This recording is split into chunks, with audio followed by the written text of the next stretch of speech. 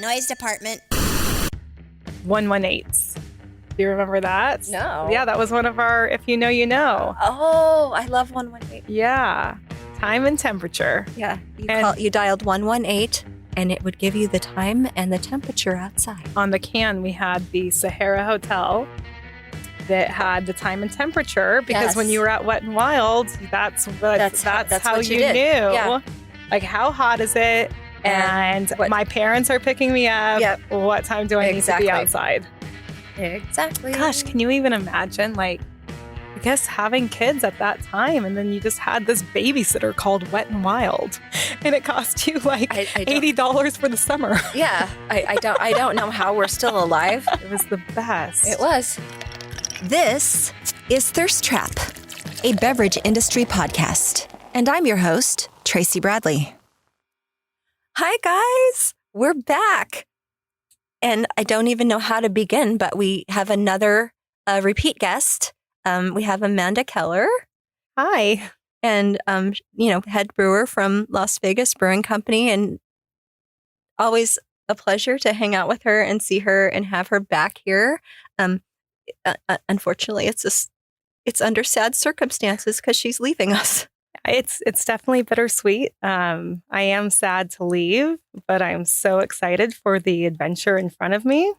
Yeah. Okay. Are you going to elaborate on your adventure, or can you? Yeah, I can. Okay. So I'm moving to Bozeman, Montana. And I've been there. Yes. Okay. I love it there. And I'm going to be the new head brewer for the Last Best Place Brewing Company. Ooh. So if you forget that name, it's the unofficial motto of Montana. Last Best Place? The Last Best Place. Okay. Yep. That's cute. Yeah. All right. Yeah. So it's crazy how it all happened. I honestly thought the last time I was up there, we had like maybe a 2 to 3 year plan on moving. And Bozeman has such a wonderful beer scene. And then it turns out that this brewery was looking for a head brewer, and it just worked out. And so here I am, like here you are. speeding everything up by about 3 years. So I did have some pretty delicious beers there. Yeah. I mean, serves correct. They have 13 breweries there, which is amazing. It's a population under 60,000 people. I know, it's just little tiny. And like they actually produce more beer there than we do in Las Vegas because everybody supports local craft beer there. Yeah. I mean, you go to the ski resorts, you go to like all the restaurants, and I mean, everybody's buying local craft. It's just easy for people to drink your beer there. Everybody buys it. Everybody wants it. It's going to be really exciting. It's the first time I ever heard the term micropolis instead of metropolis. That's adorable. Because it's like such a small town, but you have great restaurants and you have great shopping. Yeah. And, you have all of these activities. Of course, like Yellowstone is 90 minutes away. I love the outdoors. So I don't know if you know this, but the National Fly Fishing Association is in Livingston, which is right next to Bozeman. Okay. All right. Are you going to take up fly fishing? Okay, so I've done it twice, and it's really exciting that I'm going to actually get good at it now. Okay. My fun fishing fact is during the pandemic, when you got rewarded for getting vaccinated. Yeah. I won a Nevada state fishing license. Nice. Did you use it? I haven't used it yet, but I have like a fishing pole that I keep in the trunk of my car just in case of a fishing emergency, because you just don't know. You just don't know. Don't know when you need to get out and go fishing. That's fantastic. Good for you. Yeah. So I'm really excited to get in there, and the brewery opened in 2021 and a 10-barrel system, which is what I'm on right now. And so I'm just excited to get in there and start brewing with them and watch the business grow.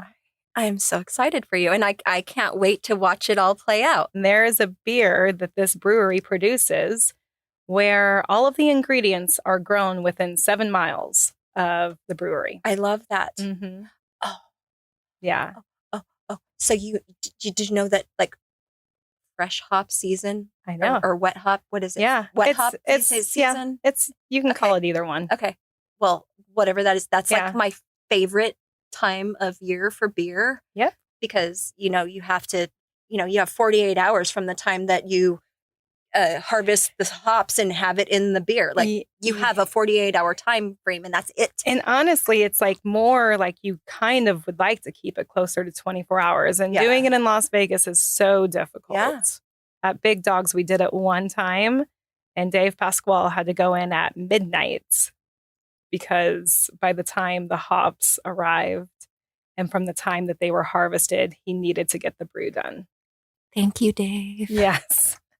So now I'm like going to be living in like a place where all of these things are grown.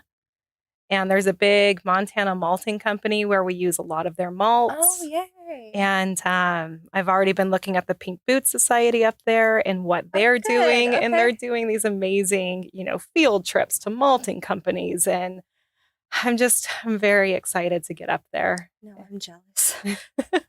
So I think I told you I convinced Griff at Mojave to do another collab. Oh, nice. Did I tell you that? I told you that I was going to work on him. Yes. And he said that he's open to it. So. Great. Yeah. After this, I'm going over there. They're having some party tonight. Oh, and they just released a new cider that I really need to get over there. Is it the ginger one?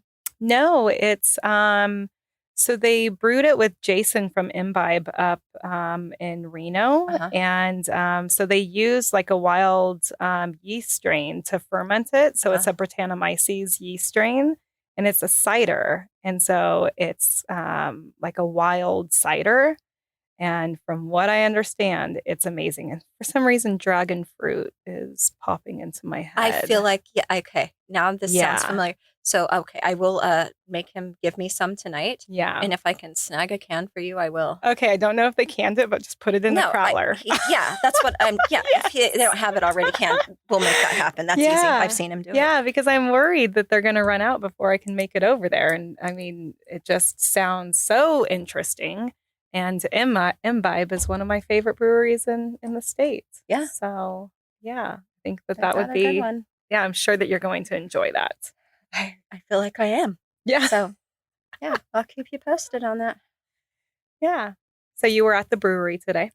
I was. Yeah. I had old friends in town. So you brought them to my brewery? Thank you. I did. And like they already had, like they were like 10 minutes early.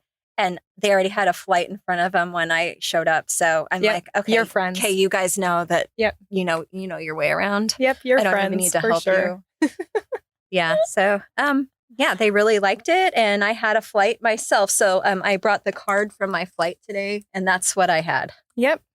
So you had. We'll start with Mojave because. Well, it's fine. I had to have some Tangerine Dream in my life today. Yeah, we always have a cider on. So and we, because we're a local brewery, we try to support local as well. Yeah. So we have Mojave. And so you started with that. Mm-hmm. And then I actually brought some cans too. So you had Damn Good Beer. Oh, it was so good. Damn, D-A-M. D-A-M, like the Boulder Dam. Yeah, I actually brought the original because we're doing this series with Nevada State Parks Foundation. Oh. And so a portion of the proceeds from these beers goes to the foundation to keep our parks beautiful. I love that. Yeah. That's amazing. Mm-hmm. So the first one, we still had some left. So the first one was Camelops Kolsch. And that's from our Ice Age park up in North Las Vegas. Okay. And we can try that. Okay. And it gives like on the back of each one, it gives a little bit of information about the state parks. And we have so many in the state that this kind of brings awareness for people on where to go visit. And so, drink a beer, learn about the state park, and then go visit it. Have you tried this? I haven't. Do you like Kolsch's? I do. How do you not like a Kolsch? Yeah. I mean, I understand not every beer style is for everybody, but You haven't steered me wrong yet.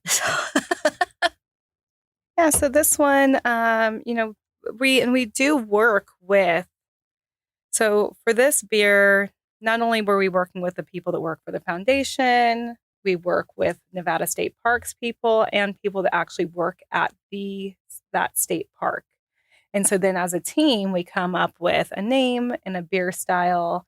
And this one, it's just fun to do. And even though it was during the Ice Age, they wanted to show on the front that what we looked like, which wasn't ice during the Ice Age, we were actually meadows. So you have the Ice Age in the back and then what Las Vegas actually looked like.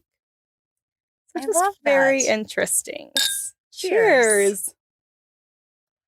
Yep, just easy. So easy. Yeah. So smooth. Yep. It checks all the boxes. But, like these beers they're in cans. You can throw them in your backpack. You can go for a hike. You can go and explore. And then they're just great for drinking while you're, doing physical activity. And this is what ABV? This is 4.5. Mm-hmm. This is a good pool pounder, you guys. Yeah. And then that brings us to the next one, Damn Good Beer. And I love it because, our Nevada State Parks people came up with that name. So we came up with a name before the beer. Wow. And this is our Cave Lake beer. And so they were actually serving it up at Cave Lake because they needed to do some repairs on the dam. So they drained the lake. And then they had the grand reopening and they had the lake filled. And then like thousands of people went out for it. They had like a demonstration of how they stock fish. And they had just like all sorts of activities out there. Well, if I would have known, I would have come with my license and my pole. You know what? You probably should have. If I had known. Like I do. I love it. But this is an amber lager. And and like I said, the back of every single one has a QR code where you can get information about the state parks. And I have a meeting with them again at 9:00 tomorrow morning to discuss our next one. So we're going to see if we can fit one in because we have one that we're going to be releasing the end of October, beginning of November. It's going to be Valley of Fire because I'm sure that like things have been closed out there while they're, just making it beautiful and cleaning up stuff. And so it'll be like the grand reopening of a bunch of stuff up there, end of October, beginning of November. All right. So we'll do a Valley of Fire beer. And I think that they're doing like reopening or opening up a new visitor center up there is what I'm trying to remember. I know I wish I had that information in my head right now. But very fond memories of the visitor center. Yeah. Yeah. I camped there a lot as a kid with my parents. So, okay. Yeah. Yeah. Yeah. So that's going to be a big one. And so tomorrow morning, we're just going to discuss if we have time to do another one and what state park we want to do. So even though I'm on my way out, I still want to make sure that, we're planning stuff. And well, I'm positive that the team that you have in place after you leave is going to continue the tradition. Oh, absolutely. Yeah. Absolutely. All right. So this was on your list. This was number 2, but we can just open it. Yeah. It was delicious. And this was fun. And, it's selling so well at the brewery. Oh, good. And I love that because amber lagers really kind of went away for a while. And I'm just so happy that there was like such a big reception for this and that people are ordering it and drinking it like crazy. Good. Yes. Yeah. I saw it and I'm like, first I saw the name. Yeah. And then I saw the description and then I'm like, yes, I'm in. Yes. Mm-hmm. Oh, cheers. Yeah. Yeah. So these are our two Nevada State Parks beers. It was delicious at lunch and it's delicious now. Yeah. It's light, it's smooth, it's 5.2% ABV. Mm-hmm. This is another pool pounder. Yep. It is. Mhm. And, you know, I really try to brew something for everybody. And so having something that's malty, some caramel notes, but still a lager, so it's crisp. Yeah, it's really enjoyable. All right. Yeah, this is delightful. Yeah. I really like it a lot, but Yeah, I like beer in general. me You know, too. just it's not even particularly a style for me Oh, I these days. agree. It's just whatever I'm in the mood for. Yep. That's exactly how I am. I definitely don't just have one style that I like. So yeah. And I'll still go for an IPA. Yeah, same. Yep. Yeah. I have to be in the mood. Yeah. I have to like have a craving for that juicy, when I go for an IPA, I want like a real juicy one. Yeah. I just don't really drink hazy IPAs. I want that bitter Okay. West Coast. Yeah. Yeah. Yep. I want to see through it and I want it to be bitter. I just remember um I did a comparison about hazies. Okay. Um Going to visit my in-laws. They live in Cape Cod. Oh, nice. So, while I was back there, I mean, I think it's nice. I've never been. Sounds nice. It's gorgeous. It's stunning. I love it. If I could just like work there in the summer and then come here for the winter, that is my dream. Yeah. So if anybody on the Cape, no, I'm just kidding. But anyway, so I did my comparison because that was right when West Coast hazies were very popular. Yeah. That's when they like became very popular. Yeah. And I wanted to do my comparison like a traditional New England hazy. Yep. And against like a West Coast. West Coast all the way. I was like, yeah, this isn't. Yeah, I mean, I did like it. Yeah. But if I had a preference. Yeah. Yeah. And I know my way around beer, you guys. It's not like I was just like, oh, I don't know anything about beer, but I just like this one better. It was not even like that. Yep. I did an educated tasting. I think that's great. The only hard thing about IPAs is, like we've done so much defect training where we're dosing beers with defects to improve our palate. Yeah. And man, I can smell an old IPA from so far away, and I can't even take a sip if it smells old. No, yeah, I agree. Yeah, it just just ruins it for you sometimes. This defect training. So I did not bring the limon zest. That's so good. That's our limoncello beer. I was blown away by that beer. Yeah, and then the fourth one that I had, just know that I'm not a big passion fruit person, but I wanted to try it anyway, and I was also blown away by that beer. Good. Yeah, 100%. Yeah, and I did bring that one too. Okay. Yeah, and this for me is like, I can't drink a lot of them, but I do really think that this is a pool beer. And the funny thing with this, though, I mean, it has no label on it. Uh-huh. Yeah. It's just there. So we did can some, and then we ran out of labels. And so it's just, my personal stash. Yeah. It's called Here Comes the Sun, just so you know. I'm not going to sing for you today, but it made me want to sing when I tried it. So this is the Setlist Sour series. Okay. And so they all are named after a song. Okay. Yeah, I love that. Yes. Yeah. Yep.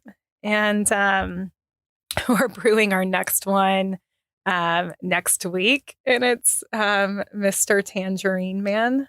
Oh! And the label is the best one we've done. It's so good. I cannot wait for it to come out and you to see it. Okay. Yes. I can't wait either. Okay. I'm very excited now. Yeah. So then for our sours, we do traditional kettle sours. And They have like yeast strains out now that will sour and ferment at the same time in the fermenter. And I did that for a while and I like it, but I just think that a kettle sour is, and everybody used to talk about how kettle sours are not as complex, and they aren't as like wild yeast strains. And I completely agree, but I do find them more complex than using a yeast strain that sours in the fermenter. And so we just go old school and we add bacteria to it in the kettle after we've cooled it down, bring it to a boil, cool it down, add bacteria, blanket it with CO2 because they are anaerobic bacteria, and then just, let it do its magic for 2 days, and then bring the pH down, bring it to a boil, and then we have our sour wort, and then knock it out into a fermenter and ferment like normal. In case you guys were wondering how sour beer is made, the old school method. And so then towards the end of fermentation, well, really like after it's kicked off, this is when we add fruit because it is real fruit. I don't like extracts. I find that I have an allergy to some of them anyways. Right. And so for me, I really, really dislike extracts. I think, I would rather my beer taste like the fruit and not like candy. But to be honest, if you look at Untapped, you get the ratings of these, extract beers that are so high because apparently people do like extracts. I don't. So this is real fruit, passion fruit and guava. And I enjoy it. So we added in. So then the fruit is fermented as well. And I just no lactose? Not in this. Okay. No. Nope, not in this. So your lemon zest had lactose in it. Yeah, but it wasn't. I had it in a flight, so I had it in a very small glass. So there was no sense of urgency for me today. Okay. Oh, yeah. Becca and I, we really are trying to put, I don't know if it should have said it on Untapped. We do try to put our allergy warnings on there. Okay. Yeah. Yeah, but it was fine. It was a small one. And I don't even think I finished like all of it was over lunch and I'm in the middle of my workday. I just had friends in town. They're like, can you meet us for lunch? I know just the place. It's 10 minutes from my house. You're on the west side too. Let's go there. Yeah. So yeah. Yeah. So, and like, why do we add lactose to it? It's not fermentable by brewer's yeast. So it is residual sugar left over, which adds sweetness without really adding any flavor. Right. Yep. Cheers. Cheers. Yeah. I like that. And I can like close my eyes and I'm on a raft in a pool. Yep. I'm there right now in my mind in my backyard on my favorite float. Well, before I worked at Las Vegas Brewing Company, which has air conditioning, I worked in the warehouse down in, what do they call it? The booze district. And I mean, I took a picture one day where it was like something like 98 degrees in there with 80% humidity. So you were doing Bikram yoga? Yeah, exactly. While I was brewing.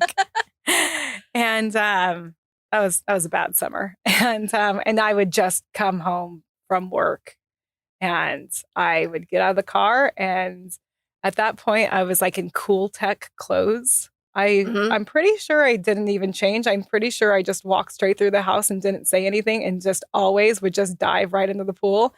And because I think we were having our backyard landscaped at the time. So we had people out there and I just didn't care. I was just like, I'm 100% jumping in this pool. Like, yep. Going in. Yeah. My backyard, my rules. Yeah. Just do it. I'm like, I'm so hot that I need to jump into a cold pool. Yeah. Now I'm like, I'm going to have to look for insulated work pants. Yes. Like right now, my work boots, I'm just always like, oh my gosh, my feet are so hot. Like, and they're like, and not for long. I know it's going to be the opposite. And, I have some really nice wool socks and they're just going to be thicker wool socks. And I'm really looking forward to brewing in the summer there. And, you're going at the perfect time. Like you're leaving the heat, man. I know. And I keep like looking at events right now. It's so funny. And I'm like they have a grocery co-op there, which I'm really excited to join. Yes. And they're like doing a tour next week of their organic dairy farm. And they're like co-op members. It's free, and you just go to the co-op, and they provide transportation to this organic dairy farm in Bozeman. And I'm just like, oh man, I'm so bummed I'm not up there yet because I want to go. Well, when I come and visit you, Yes. we're going to go on a tour of the organic dairy farm. I know. The last time I was there, I went to a speakeasy. It was amazing. Okay. And I was actually just hanging out with the Big Dogs guys for Josh, the GM, his 50th birthday. Okay. And Robert, the CFO, was telling me he was reading an article where like the number 2 cocktail bar in the country is in Bozeman, and he needs to get me the name of it.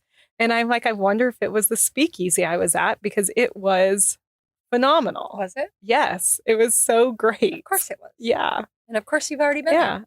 And you know, in the micropolis of Bozeman. Yes. Yes. Okay, so we talked about IPAs. The last one I have is an IPA. Okay. But we called it a terpene IPA. Oh, I had, okay, so Did you- Mo had that. Did you smell it or did you try it? Both. Okay. So It smells like weed. Pineapple Express, to be exact. So there's this really wonderful company out there. So everything that they do is terpene based. And so they have this whole series where, they just have like different terpenes to infuse your beer with. And yes, it will smell and taste a little bit like weed. Okay. Okay, just for our listeners out there that don't know what terpene means. Yeah. So it's just basically going to be like where a lot of aroma is going to come from. And they're extracting it out without getting any THC or CBD or anything like that. Okay. It's literally just going to be a compound, that's going to be just like flavor and aroma compounds. Okay. And so it's so interesting. And it's like, think of it like a building block. And so like the most interesting part about it is like we have that there's pineapple in here too, because they have, and like I said, I hate extracts, but this is literally like there's pineapple in here, but it's the building blocks of pineapple. Okay. If that makes sense. Yeah. Like it's not like you're creating something that tastes like pineapple. It's literally like the building blocks of the flavor of pineapple. Mm-hmm. And so they're extracting that and putting it together into a liquid form so that you can use that. Okay. All right. So it's just really interesting what they're doing. They're doing it with hops too. So they're have like a revolutionary way of like hop extracts. And so they have 2 different ones where they're actually using hops and extracting flavor and aroma from hops. But then they're also, like I said, using building blocks of creating the flavor through terpenes, which is really interesting because hops are a crop. And so it changes every year. And so when you use it and you extract the flavor profile from a hop, it can change every year because the crop is going to change every year.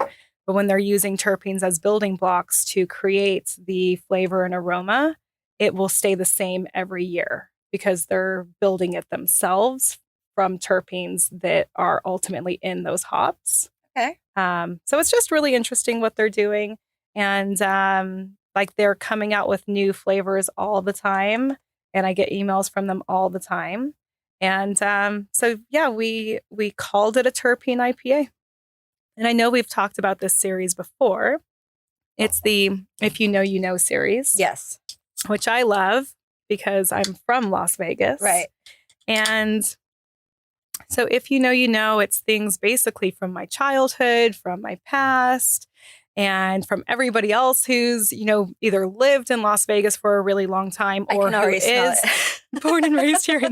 I know. I'm going to it's on my hands now. So I'm going to be like, I am not smoking in this car. I'll be fine. We're not smoking in this office, in the studio. I'm on my way home. Have you been smoking while you're driving? No, nope. Absolutely not. Nope. And our first one, it's all IPAs. And they, and it's the reason I do this as a brewer is because I want to experiment with stuff. And so it's just a fun way to have a series where I'm always trying new things. And so the first one, I'm sure I think we talked about this, 530. Mm-hmm. If you know, you know. Yes. And I think it was up until, was it 2007? That everybody that received their social security number in the Las Vegas area begins with 530. That's me. And so that was cool that, Jamie, one of the owners of Las Vegas Brewing Company, Becca, myself, all of us were talking, we're all 530s. Yeah, I'm a 530. Yep. And then what was the second one? Who Loves You, Baby? Yes, the furniture store. That's who, because that's something that we all remember. I was highly entertained by that one. Yes, and then and that was actually Becca's very. That was her first recipe. I'm trying to think if it was her first commercial recipe or her first commercial recipe at Las Vegas Brewing Company. When you have her on. Then, when I have her on, yes, Becca, I'm talking to you. So we've had some really fun ones, and now this is Emerald City, and this is a reference to because there was the original MGM Grand, which was Bally's, which is now the Horseshoe, which had the big fire, but then they built the big one on Tropicana and Las Vegas Boulevard, the Emerald building. Yeah. And so many people go in there now and they just don't realize when it first opened, when I was a kid, it was Wizard of Oz themed. Yeah. And so you had the amusement park out back. And that actually, I think, only lasted a year. But it was when it was there for very long. It was when Las Vegas was trying to be family friendly, and then of course they went to the better. What happens in Vegas stays in Vegas, which clearly draws more people. And this is back when it was Emerald City, and then you had the lion that was on the corner that you walked into the MGM from the corner of the boulevard. Yeah. And then apparently that's not good luck walking into the mouth of the lion. I remember that. Yeah. And so then they completely remodeled it, and it is what it is now, where they just have that beautiful statue outside and no entrance, which I always thought that was crazy. Very costly remodel. Very costly. But I'm pretty sure that their high rollers lost that much in the weekend that they were there. And once they were happy that they found out that you no longer walk into a lion. Yeah. So there you go. It all works out. Yeah. That fire took place when I was in the 4th grade. Wow, that's so crazy. Yeah. Dondero Elementary School. Oh, where is that at? Off of Jones and Harmon. Okay. Yeah. Okay. I mean, I wouldn't go there now. But I mean, that's where I went to elementary school. So. I was Vale Pittman for kindergarten and 1st grade. So Washington and Rainbow area, but it was east of Rainbow of Washington. Mm-hmm. And so Vale Pittman. And then I went to Jacobson. But then while they were building it, I went to Helen Marie Smith. Okay. And in elementary school, they basically were having us do double sessions where Helen Marie Smith students were doing in morning. And then these poor elementary school kids were till 6 o'clock at night. Yes. Yeah, I know. I had to do that in high school, but only because Clark had to close for their asbestos removal. So I went to Bonanza and we had to share our high school with Clark. So, but you guys, my junior year, I had to be at school at 6 o'clock in the morning. Okay. So I was Johnson Junior High, Oh. and this was before year-round school. Oh. And they couldn't build schools fast enough. We had to go double session. But I was like the second year where we didn't go to a 6th grade center. And You're so lucky. I know, that's what I understand. I know, like my older sister did. That was an hour commute. That's what I understand. It's on a bus. It's not funny, but yeah. And but we did double sessions, and because they were just trying to fit as many kids in as possible. So we went 6 a.m. to noon, and then noon to 6 p.m. But I was the 6 a.m. to noon because I'm like, there is no way. Well, first of all, what am I going to do but get in trouble until noon? Yeah. I mean, I guess like getting out at noon too. Yeah. But, no, I was a junior in high school and I got out at noon. So I would just ran amok. Yeah. And I'll be honest, it would probably be way worse in high school than it was in junior high. Yeah. Because I had a driver's license. So I just...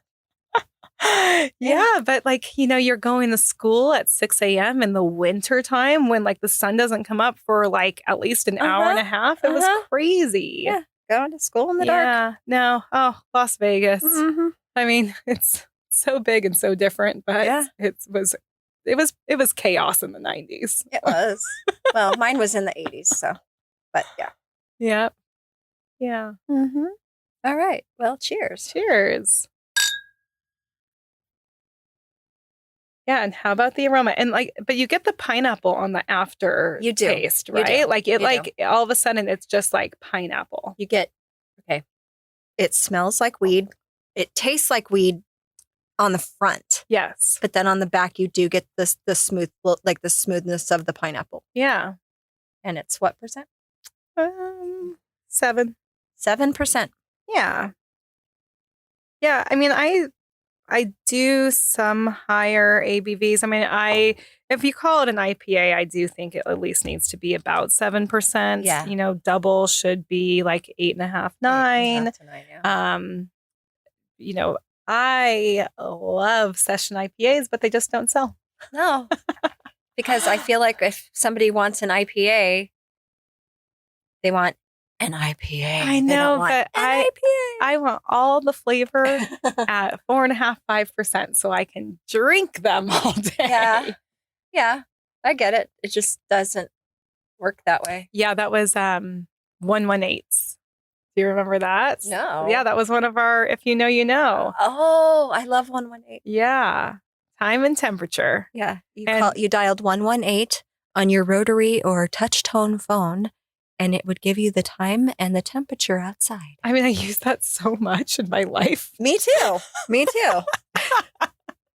I just like how many times you needed to know the time and temperature. Especially in the middle of the summer when I was a young teenager, left home alone while my parents were at work and getting ready to run amok. So I was just planning my running amokness that day, checking the time and temp. Yeah.